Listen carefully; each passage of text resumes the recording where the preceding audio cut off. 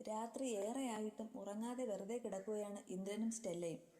ഇന്ദ്രേട്ടാ, വളരെ ആലോചനയോടുകൂടി എന്തൊക്കെയോ തീരുമാനിച്ചുറപ്പിച്ചു സ്റ്റെല്ല വിളിച്ചപ്പോൾ ഇന്ദ്രൻ മുഖം തിരിച്ചു നോക്കി. ഉറങ്ങിയോ ഏട്ടാ? ഇല്ലടോ.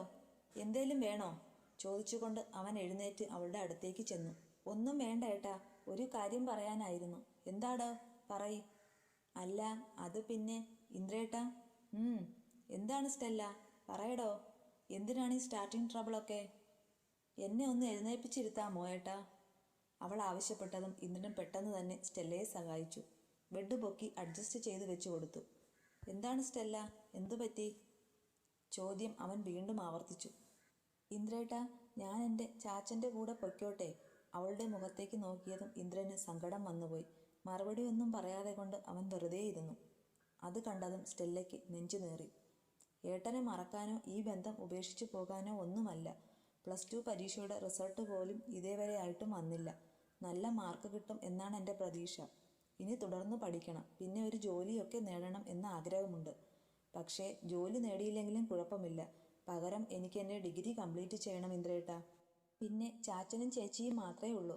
അലോഷി ചേട്ടനാണെങ്കിൽ ഒരു ജോലി കിട്ടി പോവുകയും ചെയ്തു. ഇനി ആ ശല്യം എനിക്ക് ഉണ്ടാകില്ല. അതുകൊണ്ട് പോകുന്നതാണ് നല്ലതെന്ന് എനിക്ക് തോന്നുന്നു ഏട്ടാ. ഈ കാര്യങ്ങളൊക്കെ സാധിക്കും. അവരെ നമ്മുടെ വീട്ടിലേക്ക് കൊണ്ടുവന്നാൽ പോരെ? തിരിച്ച് അവനും ചോദിച്ചു. പെട്ടെന്നൊരുത്തരം പറയാനാവാതെ സ്റ്റെല്ല ഒന്ന് വിഷമിച്ചു പോയി. അപ്പോഴും പറയടോ, അവരെ തൻ്റെ ഒപ്പം നിർത്തിയാൽ പിന്നെ പ്രശ്നം തീരില്ലേ? ആകെ കൂടി അച്ചമ്മയും ലളിത ചേച്ചിയും മാത്രമേ ഉള്ളൂ അവിടെ. കിച്ചു ആണെങ്കിൽ വൈകാതെ പോവുകയും ചെയ്യും. പിന്നെ വേറെ പ്രശ്നമൊന്നുമില്ലെന്നേ. ഇഷ്ടം പോലെ സ്പേസ് അല്ലേ ഉള്ളത് നമ്മുടെ വീട്ടിൽ. താൻ ഡിസ്ചാർജായി പോയിട്ട് നമ്മൾക്ക് അവരെ വിളിച്ചുകൊണ്ട് വരാം. അതുപോരെ? പ്രതീക്ഷയോടെ ഇന്ദ്രൻ അവളുടെ മുഖത്തേക്ക് വീണ്ടും നോക്കി. ഇന്ദ്രേട്ടാ, അത് പിന്നെ എനിക്ക്. ഇന്ദ്രൻ എഴുന്നേറ്റ് അവളുടെ അടുത്തേക്ക് വന്നു. എന്നിട്ട് ആ മുഖം കൈക്കുമ്പിളിലെടുത്തു. സ്റ്റെല്ല, ഒരു നിമിഷം പോലും നിന്നെ കൂടാതെ എനിക്ക് പറ്റില്ല പെണ്ണേ. അതുകൊണ്ട് എന്നെ വിട്ടുപോകുന്ന കാര്യമൊന്നും ഈ നാവിൽ നിന്ന് ഇനി വരരുത്, പ്ലീസ്. തൻ്റെ മിഴികളിൽ നോക്കി പറയുന്നവനെ അവൾ നോക്കിയിരുന്നു. അവളോടുള്ള പ്രണയത്തിൻ്റെ ആഴം എത്രത്തോളം ഉണ്ടെന്നുള്ളത് ഒരു വേള അവളും നോക്കിക്കണ്ടു. അറിയാതെ ആ മിഴികൾ പോലും നിറഞ്ഞു തൂവി. സോറി ഇന്ദ്രേട്ടാ, എനിക്ക് പെട്ടെന്ന് അവർ രണ്ടാളും കൂടി വന്നപ്പോൾ. സ്റ്റെല്ലയുടെ വാക്കുകൾ മുറിഞ്ഞു. വിഷമിക്കണ്ടടോ, അവരെ തൻ്റെ കൂടെ നിർത്താം. അപ്പോൾ ഈ സങ്കടമൊക്കെ മാറും. അവളുടെ കവളിൽ തട്ടി ഇന്ദ്രൻ പറഞ്ഞു. നമ്മുടെ കൂടെ വേണ്ട ഏട്ടാ, അതൊന്നും ശരിയായില്ല. ഇന്ദ്രേട്ടൻ ആ പണം തിരിച്ചു കൊടുത്തില്ലേ? എവിടെയെങ്കിലും ഒരു വീട് ചാച്ചൻ വാങ്ങിക്കോളും. അതിനുവേണ്ടി എന്തെങ്കിലും സഹായം ചെയ്താൽ മതി. ഒക്കെ തൻ്റെ ഇഷ്ടം പോലെ. എനിക്ക് എന്തിനും സമ്മതമാണ്. താൻ എന്നെ വിട്ടുപോകരുത് എന്നൊരു ഒറ്റ കണ്ടീഷൻ മാത്രം, പറഞ്ഞുകൊണ്ട് അവൻ അവളെ ആശ്ലേഷിച്ചു. സ്റ്റെല്ലയുടെ ആഗ്രഹം പോലെ തന്നെ അവളുടെ ചാച്ചനും ചേച്ചിയുമൊക്കെ ഉണ്ടായിരുന്ന കാശിന് കുറച്ചുകൂടെ ടൗണിലേക്ക് ഒരു കൊച്ചു വീടും ഇത്തിരി സ്ഥലവുമൊക്കെ വാങ്ങി. ഇന്ദ്രൻ അവർക്ക് വേണ്ട എല്ലാ സഹായവും ചെയ്തു കൂടെ നിന്നു.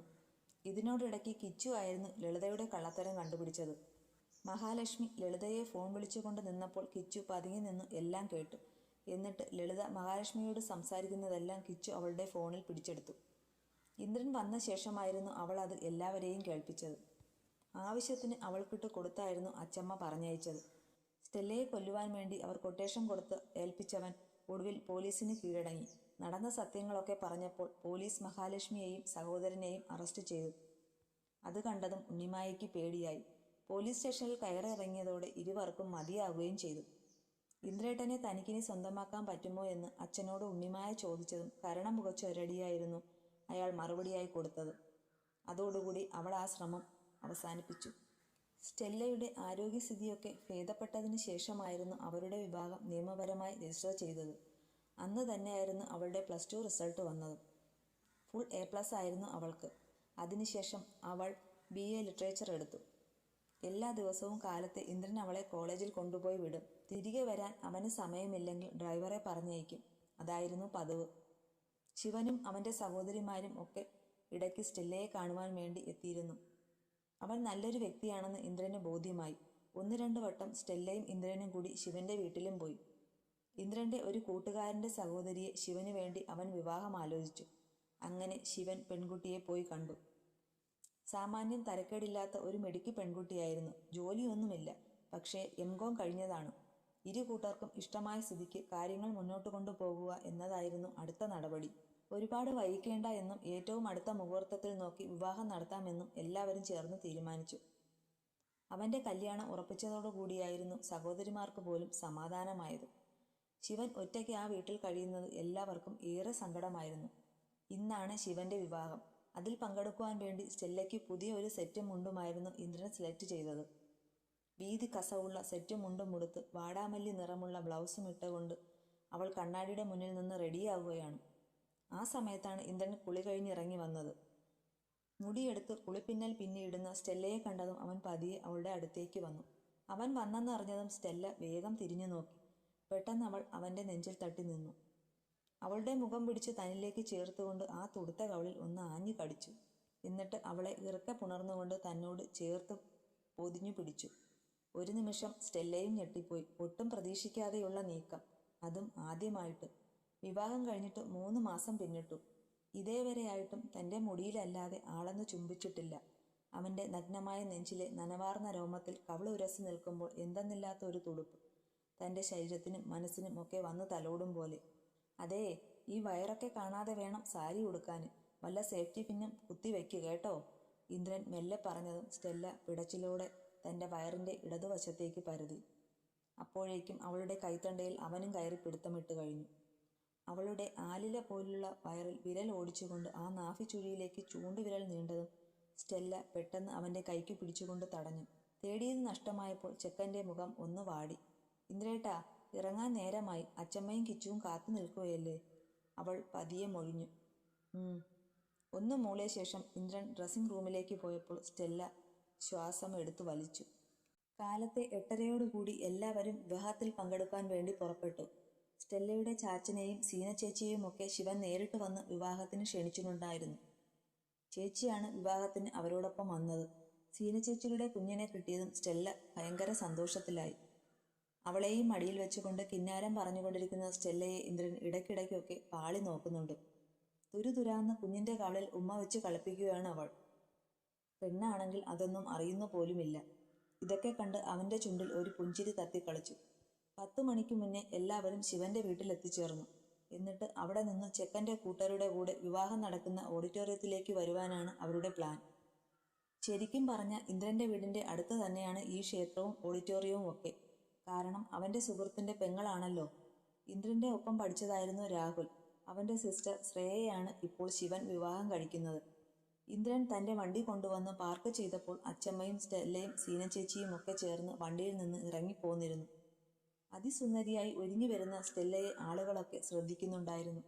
ആകെക്കൂടി ഒരു കുറവേ അവൾക്കുണ്ടായിരുന്നുള്ളൂ, ഇത്തിരി മുല്ലപ്പൂ. അത് ശിവന്റെ മൂത്ത പെങ്ങളുടെ കയ്യിൽ നിന്ന് കിച്ചു ഇത്തിരി മേടിച്ചെടുത്തു. എന്നിട്ട് സ്റ്റെല്ലയ്ക്ക് കൊണ്ടുപോയി കൊടുത്തു. മുല്ലപ്പൂവൊക്കെ ചൂടി തുടുത്തു നിൽക്കുന്ന പെണ്ണിനെ നോക്കി. ഇതാരാണ്? പണ്ടിവിടെ രാധമ്മയെ നോക്കുവാൻ വേണ്ടി വന്ന ആ പെൺകുട്ടിയല്ലേ എന്നൊക്കെ അടക്കം പറയുന്നുണ്ട്. അപ്പോഴേക്കും ഇന്ദ്രൻ അവിടേക്ക് കയറി വന്നത്. തന്നോടൊപ്പം ഫോട്ടോ എടുപ്പിക്കുവാനുള്ള തിരക്കിലാണ് ശിവൻ. ഇന്ദ്രൻ വന്നതോടുകൂടി എല്ലാവരെയും ചേർത്ത് നിർത്തി 2-3 ഫോട്ടോയൊക്കെ എടുത്തു. അച്ചമ്മയുടെ കയ്യിൽ നിന്ന് അവൻ ദക്ഷിണയൊക്കെ വാങ്ങിച്ചു. ഇന്ദ്രൻ്റെ അടുത്തു നിന്നും മാറാതെ ആ നിഴൽ പറ്റി ചേർന്നാണ് സ്റ്റെല്ല നിൽക്കുന്നത്. അങ്ങനെ വൈകാതെ തന്നെ എല്ലാവരും കൂടി ഓഡിറ്റോറിയത്തിലേക്ക് പുറപ്പെട്ടു. സുന്ദരിയായിരുന്നു ശ്രേയ. അവളെ കണ്ടതും ശിവന് ചേരുന്ന പെൺകുട്ടിയാണെന്ന് ആളുകളൊക്കെ അഭിപ്രായപ്പെട്ടു. കിച്ചുവിനെയും സ്റ്റെല്ലയെയും ഒക്കെ പരിചയമുള്ളതുകൊണ്ട് ശ്രേയയുടെ സഹോദരൻ അവരുടെ അടുത്തേക്ക് വന്ന് കുശലം പറഞ്ഞു.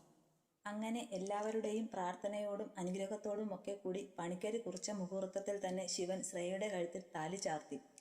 അവൻ്റെ അമ്മയുടെ ഏറ്റവും വലിയ സ്വപ്നമായിരുന്നു മകൻ്റെ വിവാഹം. അമ്മ കൂടെയില്ല എന്നുള്ള വലിയ സത്യം അവനെയും സഹോദരിമാരെയും ഒരുപാട് കണ്ണീരിൽ ആഴ്ത്തിയിരുന്നു. തലേ രാത്രിയിൽ 3 മക്കളും കൂടിയിരുന്ന് കരയുന്നത് കണ്ടപ്പോൾ അമ്മാവനും കൊച്ചച്ഛനും ഒക്കെ വന്ന് അവരെ ശകാരിച്ചു. നിങ്ങളിങ്ങനെ കരയുന്നത് കാണുമ്പോൾ രാധമ്മയുടെ ആത്മാവ് തേങ്ങുകയാണ്. അതുകൊണ്ട് ഇങ്ങനെ കരഞ്ഞ് നിലവിളിക്കരുത്. ഒരു ശുഭകാര്യം നടക്കാൻ പോകുന്ന വീടാണ്. ഈ പെൺകുട്ടികളുടെ കാര്യം വിട് ശിവ. നിനക്ക് ഇതൊക്കെ ഒന്ന് മനസ്സിലാക്കി മുന്നോട്ട് പോയിക്കൂടെ? അമ്മാവൻ പറഞ്ഞതും പിന്നീട് ശിവൻ ഒന്നും മിണ്ടാതെ എഴുന്നേറ്റ് പോവുകയായിരുന്നു.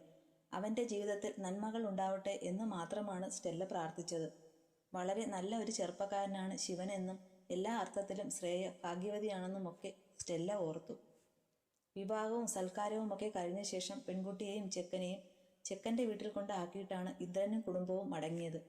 ചേച്ചിയെ വീട്ടിൽ കൊണ്ട് ചെന്ന് ആക്കിയിട്ട് ചാച്ചനെയും കണ്ട് സംസാരിച്ചിട്ട് അവർ ഏകദേശം 5 മണിയോളമായി തിരിച്ച് നാലുകെട്ട് വീട്ടിലെത്തുമ്പോൾ എല്ലാവരും ആകെ മടുത്തിരുന്നു. അച്ചമ്മയും കിച്ചുവുമൊക്കെ വേഷം മാറിയിട്ട് കുറച്ചു സമയം റെസ്റ്റ് എടുക്കാനായി റൂമിൽ പോയി കിടന്നു.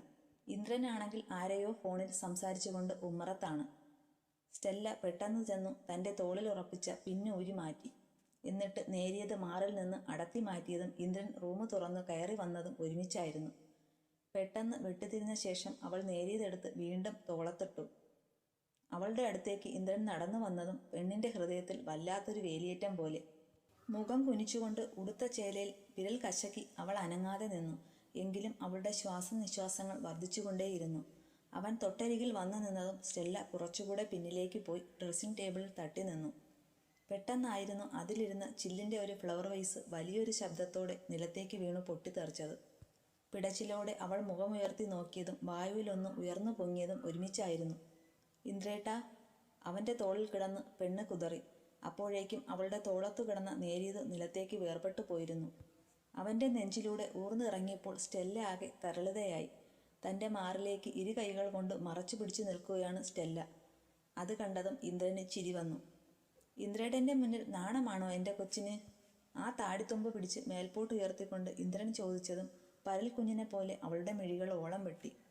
കൈയെടുത്തു മാറ്റി സ്റ്റെല്ല, അവൻ 2-3 തവണ ആവശ്യപ്പെട്ടെങ്കിലും സ്റ്റെല്ല അനങ്ങാതെ നിന്നു. ഒടുവിൽ ബലം പ്രയോഗിച്ചുകൊണ്ട് ഇന്ദ്രൻ അവളുടെ മാറിലെ കൈകൾ വേർപെടുത്തി. തൻ്റെ മുന്നിൽ നിൽക്കുന്ന നല്ല പാതിയെ അങ്ങനെ കാണുന്തോറും ഇന്ദ്രൻ്റെ ഉള്ളിൽ പലവിധ വികാരങ്ങൾ മുളപൊട്ടി വന്നു. ശ്വാസതാളത്തിന് ഒത്തുചലിക്കുന്ന മൃദുലതയിൽ നോക്കിയപ്പോൾ അവൻ്റെ നെഞ്ചൊന്ന് പിടിച്ചു. അപ്പോഴേക്കും അവനെ ഞെട്ടിച്ചുകൊണ്ട് സ്റ്റെല്ല ആ നെഞ്ചിലേക്ക് വന്ന് വീണു അവനെ ഇറുക്കി പുണർന്നുപോയി. പുഞ്ചിരിയോടെ അവൻ തിരിച്ചു. ആ തുടുത്ത മുഖം കൈക്കുമ്പിളിൽ എടുത്തുകൊണ്ട് അരുമയോടെ നോക്കി നിന്നപ്പോൾ പെണ്ണ് വ്രീളാവിവശയായി മാറി.